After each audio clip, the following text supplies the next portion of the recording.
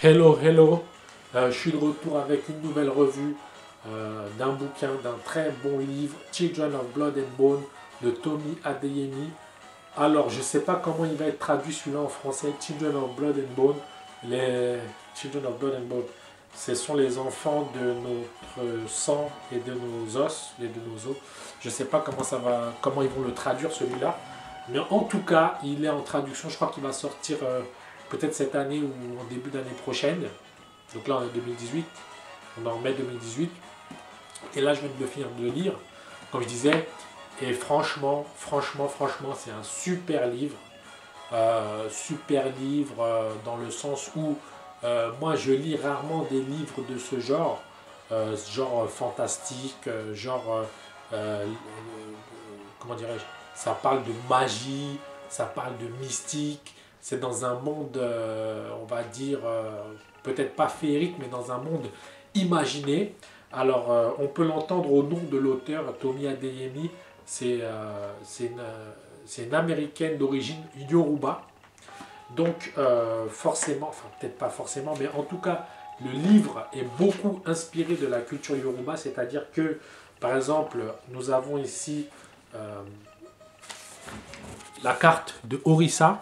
Donc Orissa, c'est où se passe toute l'action en fait, hein. Donc Orissa, c'est tout ça. Donc voilà la carte de Orissa. Et par exemple, Orissa, on voit que vous avez Lagos ici, Ilorin ici, Ibadan ici. Donc ce sont le nom de vraies places, de vrais endroits qui existent. Mais c'est quand même un monde, on va dire, magique, un monde féerique, un monde qu'elle a inventé pour nous transporter à travers ce livre. Alors, très important, on va dire quatre personnages vraiment principaux. Donc il y a Zélie, qui est vraiment, Zélie, ben, c'est elle que vous voyez là sur la couverture. Donc elle a un frère qui s'appelle Zayn, ou T-Zayn, ça dépend comment vous souhaitez le dire, donc Zayn. Et donc ça c'est, on va dire, le premier couple de personnages principaux. Et après, on a le deuxième couple de personnages principaux ou principaux, qui sont, il y a Amari et il y a son frère Inan. Donc on a comme ça cette dualité de couple de frères et sœurs. Donc Inan et Amari, ce sont les enfants de l'empereur Saran. Donc Saran, c'est l'empereur de Orissa. Et de l'autre côté, donc on a Zélie et Zayn qui sont on pourrait dire, ce sont des gens entre guillemets normaux, quoi. Ce sont des gens du peuple, d'accord. Sauf que Zélie est née avec des cheveux blancs, c'est-à-dire qu'en fait Zélie, elle est, c'est quelqu'un qui a un pouvoir, d'accord. C'est quelqu'un qui a un pouvoir. Simplement, Saran, l'empereur, ce qu'il a fait, c'est qu'il avait une haine de cette magie. Il avait une haine de la magie, il détestait ça. C'est expliqué dans le livre le pourquoi, du comment et tout machin. Donc ce qui s'est passé, c'est qu'il y a eu un espèce de grand raid à un moment donné où tous les adultes, parce qu'en fait la magie elle se développe en chacun des magies, mais c'est à partir d'un certain âge qu'ils peuvent utiliser leur pouvoir. Donc ce que Saran a fait, c'est qu'il a tué tous les adultes qui avaient un pouvoir en fait. Ce qui fait que la génération d'après n'allait pas savoir comment utiliser, comment développer plutôt ses pouvoirs en fait, hein. Il a tué donc tous les magies. Donc quand tu deviens, c'est-à-dire que quand tu sais comment masteriser ton pouvoir, tu deviens un magie. Avant d'être ça, tu es quelqu'un de normal, quoi, on va dire, hein. Tu es un divineur, c'est comme ça qu'ils les appellent. Donc jusqu'à ce que tu puisses développer ta magie, tu es un divineur. Maintenant, quand tu as développé ta magie, tu deviens un magie. Donc en fait, il a tué tous les magies de Orissa, tu vois. Et la maman de Inan et de Zélie, en fait, elle était une magie. Donc il l'a tuée, enfin en tout cas, il l'a fait tuer. Et donc, donc vous avez ce couple-là de frères et sœurs, Inan et Zélie, qui grandissent avec ce goût amer comme ça, et Tizen, Zélie et Tizen, qui grandissent avec ce truc-là, ces espèces de boules et tout comme ça, parce qu'on a tué leur maman, parce que leur maman était une magie en fait. Et vous avez ce couple-là on va dire de successeurs, hein, entre Inan et Amari, qui ont un destin qui va venir maintenant s'emmêler avec le destin de Tizain et Zélie. Donc c'est complètement, c'est-à-dire que normalement ce sont deux types de personnes qui ne devraient même pas se rencontrer, puisque vous avez le fils et la fille de l'empereur, et vous avez des gens du peuple. Non seulement vous avez des gens du peuple, mais en plus de ça, la fille, Zélie, est une diviner, donc qui est quand même, on dira, ce sont des gens qui sont opprimés. Ce sont des gens qui sont opprimés graves, quoi, tu vois. Ce sont des gens qui sont opprimés graves du fait que, voilà, la magie, c'est quelque chose qui a été, comment on pourrait dire ça, c'est une tare dans la société, quoi. Tu vois, c'est une tare dans la société. Et ce qui se passe, c'est que dans le livre, à travers différentes péripéties, ces deux couples-là, comme ça, on va dire, se rencontrent, on va dire, se clashent, on va dire, se réconcilient. Et on va dire que...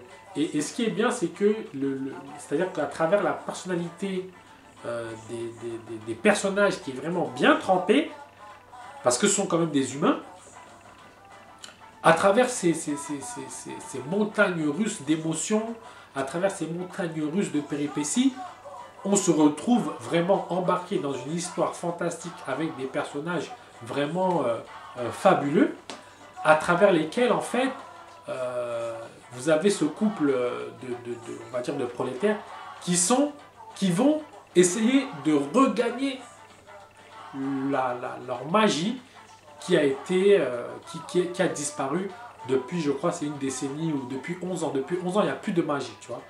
Il n'y a plus de... La magie a disparu. C'est-à-dire que tous les magies qui avaient des pouvoirs, ils ont été zigouillés.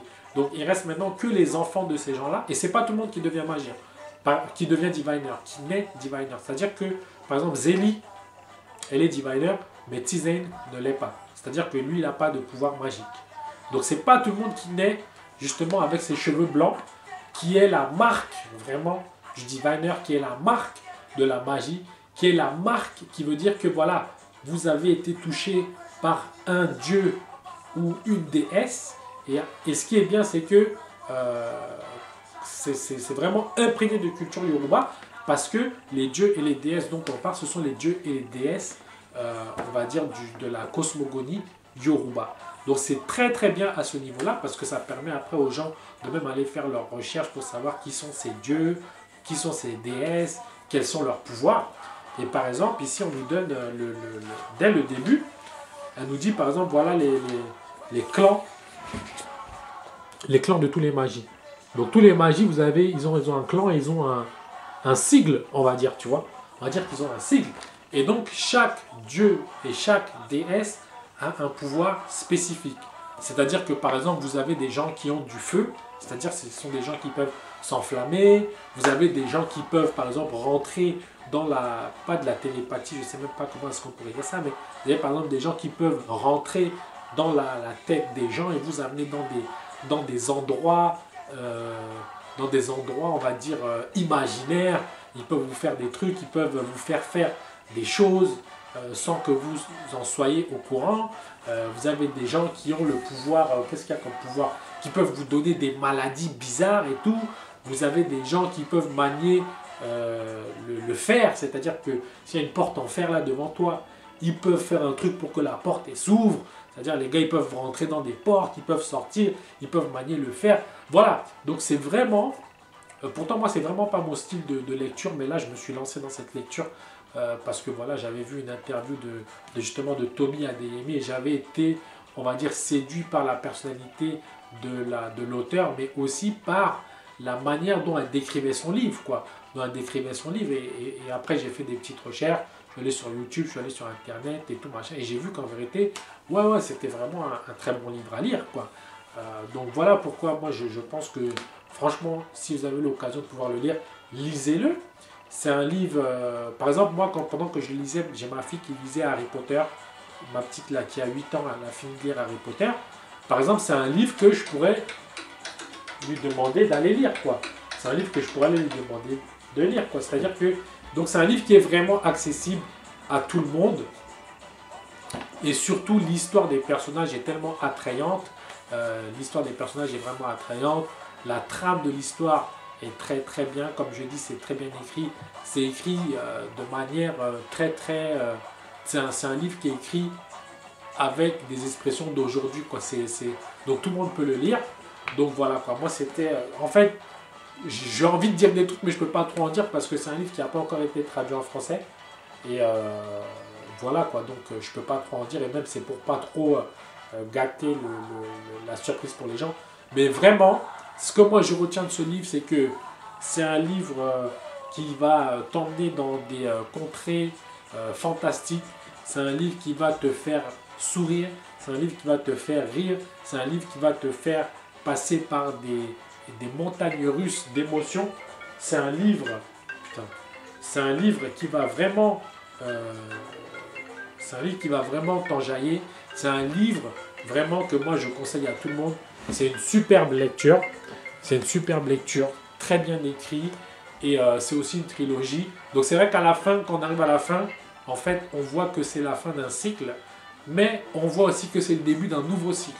Tu vois, c'est la fin d'un cycle, mais c'est le début d'un nouveau cycle. Donc, tu t'attends à la suite. Tu sais qu'il va y avoir une suite et tu sais que ça va être lourd. Et franchement, la manière dont c'est écrit, c'est tellement vivide, c'est tellement réel, c'est tellement presque palpable comme ça que vraiment, c'est un très très très bon moment de lecture. Juste pour la petite histoire, moi quand je l'ai lu, pour vous dire à quel point le livre il est... pour vous dire à quel point le livre il est attachant, il est grippant. Donc moi j'ai commencé à lire le livre et j'arrêtais pas d'en parler à ma femme. Je disais oh le livre et tout machin, tu savais que le truc machin nanana et tout. Donc un jour moi je pars au boulot, j'oublie le livre et tout. Maintenant je rentre à la maison le soir et je vois que ma femme elle s'est jetée dessus. Impossible de récupérer le livre, impossible. Donc elle lisait le livre, elle a même fini avant moi et tout. Et mais entre temps avant qu'elle le finisse, un jour on était comme ça et tout, on était à table. Donc on était à table, on était tous en train de manger avec les filles, elles mangeaient. On a 2 filles, les filles elles mangeaient, moi j'étais là en train de manger. Et je vois que ma femme elle est comme ça. La go là elle est pensive quoi, tu vois, elle pense. Elle est là, moi je sens qu'elle pense qu'il y a un truc qui la dérange et tout. Et je lui dis, mais... Et j'étais sur le point de lui dire, chérie qu'est-ce qui t'arrive? Et je la vois comme ça, elle fait, Inan. Inan donc c'est le frère de Amari. Et la voix, elle a un gros type et elle est là, Inan.